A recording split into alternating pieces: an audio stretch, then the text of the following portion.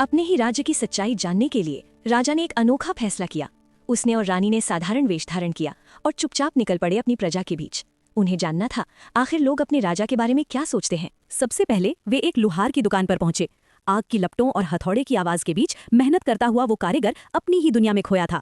राजा ने उससे काम के बारे में पूछा, लेकिन जो जवाब मिला उसने दोनों को हैरान कर दिया। लोहार के शब्दों में दर्द था। उसने बताया कि राज्य में बाहर की चीजों को ज्यादा महत्व दिया जाता है, अपनों की मेहनत पीछे छूट जाती है। ये सुनकर राजा के मन में बेचैनी बढ़ने लगी। आगे बढ़ते हुए वे एक कुम्हार की दुकान पर पहुंचे। चाक पर घूमती मिट्टी और मेहनत से बनते मटके, लेकिन कुम्हार की आंखों में खुशी नहीं थी। उसने बताया कि उसकी मेहनत को कभी सही सम्मान नहीं मिला। दोनों कारीगरों की बातें सुनकर राजा का सिर झुक गया। उसे समझ आ गया कि अनजाने में वो अपनी ही प्रजा के साथ अन्याय कर रहा था। ये वही क्षण था जब एक शासक के भीतर का इंसान जाग उठा। अगले ही दिन राज दरबार में सभा बुलाई गई। राजा ने दृढ़ स्वर में नए नियमों की घोषणा की।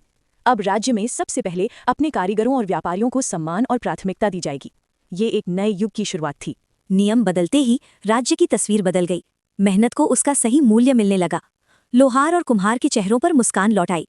पूरे राज्य में खुशियां फैल गईं और राजा की जय जयकार होने लगी, क्योंकि सच्चा राजा वही होता है जो अपनी प्रजा की आवाज सुनता है।